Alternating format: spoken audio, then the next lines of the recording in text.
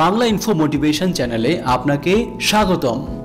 আমরা অনেকেই বলে থাকি যে আমি অনেক কাজ করতে চাই এবং আমি আমার জীবনকে সফল এবং সার্থক করে তুলতে চাই, কিন্তু আমি তো কাজে মনোযোগ বসাতে পারি না। আসলেই বর্তমানে সোশ্যাল মিডিয়ার কল্যাণে কোনো কাজে মনোযোগ দেওয়া খুবই কঠিন, কারণ একটু পরপরই মনে হয় যে ফেসবুকে একটু ঢু মেরে আসি, কিংবা ইন্টারনেটে গিয়ে এটা ওটা সার্চ করি, কিংবা ইউটিউবে গিয়ে আমার শখের নাটক বা সিনেমা দেখে আসি। এই কারণে আমাদের মধ্যে উদ্বিগ্নতা বেড়ে গেছে এবং আমাদের কাজের প্রতি মনোযোগ খুবই কম। তাই মনোযোগ বাড়াতে কী করা যায়, এ প্রশ্ন আজ সবার মনে মনে। ইন্টারনেট অবলম্বনে আজকের এই পর্বে আমরা জেনে নেব মনোযোগ বাড়ানোর বেশ কিছু উপায়। 1. ধ্যান বা মেডিটেশন করুন। ধ্যান বা মেডিটেশনের মাধ্যমে মনকে প্রশিক্ষিত করা যায়। আমাদের মন একসঙ্গে অনেক কিছু চিন্তা করতে থাকে, কিন্তু ধ্যানের মাধ্যমে একটি বিষয়ে মনোযোগ দেওয়ার অভ্যাস তৈরি হয়। 2. একসঙ্গে একাধিক কাজ নয়। গুরুত্বপূর্ণ কোনো কাজের সময় ফেসবুক, ইমেইল বা ইনস্টাগ্রাম ব্যবহার থেকে দূরে থাকুন।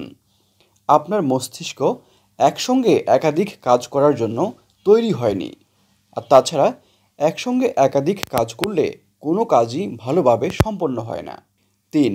শারীরিক পরিশ্রম। ব্যায়াম, হাঁটাচলা বা দৌড়ঝাঁপ শরীরের জন্য বেশ ভালো, এটা আপনি নিশ্চয়ই জানেন।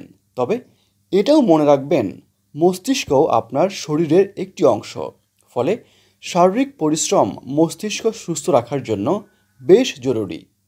3. প্রকৃতির কাছে যান। সবুজ একটা বৃক্ষ দেখলে মস্তিষ্কে ইতিবাচক বার্তা যায়, তাই এটা সহজেই অনুমেয় যে সাত সকালে সবুজের মধ্যে হাঁটাহাঁটি করা কতটা উপকারী। এমনকি প্রকৃতির ছবি দেখলেও চোখ এবং মস্তিষ্ক আরাম পায়। 4. বিরতি নিন। একটানা কোনো কাজ করতে করতে বিরক্তি এসে গেলে আপনি বিরতি নিন। একটু ঘুরে আসুন, গান শুনুন, আড্ডা দিন, এমনকি দুপুরে আপনি একটি সংক্ষিপ্ত ন্যাপ বা সামান্য ঘুমিয়ে নিতে পারেন। 6. সহজ কিছু দিয়ে শুরু করুন। যে কোনো কাজের বেলায়, বিশেষ করে পড়াশোনার সময়, সহজ বিষয় দিয়ে শুরু করুন। একটা গতি চলে আসলে আপনি কঠিন বিষয়েও মনোযোগ দিতে পারবেন। 7. পরিমিত ঘুমান। কম ঘুম আমাদের মনোযোগে বিরাট অন্তরায়, আবার বেশি ঘুমও শরীরের ক্ষতি করে। তাই পর্যাপ্ত ঘুম আমাদের শরীর এবং মনের জন্য অত্যন্ত জরুরি। 8. লিখে রাখুন। ভুলে যাওয়ার সমস্যা ইদানিং আমাদের প্রায় সবাইকে ভোগাচ্ছে, তাই কোনো কিছু শোনার সঙ্গে সঙ্গে বা পড়ার পর সেটা লিখে ফেললে মনোযোগ অন্য কিছুতে যাওয়ার আশঙ্কা একদম কম থাকবে। 9. মন দিয়ে শুনুন। কেউ কোনো কথা বললে সেটি মন দিয়ে শুনুন, আর অন্যের কথা মন দিয়ে শোনা স্বাভাবিক শিষ্টাচারের মধ্যেও পড়ে। 10. ভার্চুয়াল দুনিয়ার বাইরে।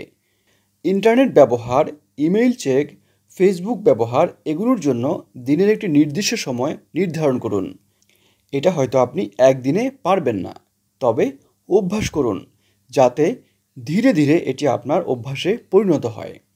ইন্টারনেটের বাইরেও পৃথিবী যে বৈচিত্র্যময়, এটা প্রথমত আপনাকে বিশ্বাস করতে হবে। মনোযোগ বাড়ানোর উপায় নিয়ে সাজানো আজকের এই পর্বটি আমরা এখানেই শেষ করছি। এ ধরনের ভিডিও আরও দেখার জন্য আমাদের এই চ্যানেলটি সাবস্ক্রাইব করার এবং ভিডিওটি ভালো লেগে থাকলে এটি শেয়ার দেওয়ার জন্য আপনাদের প্রতি বিশেষভাবে অনুরোধ জানাচ্ছি। ভালো থাকবেন, সুস্থ থাকবেন, এই প্রত্যাশা করছি।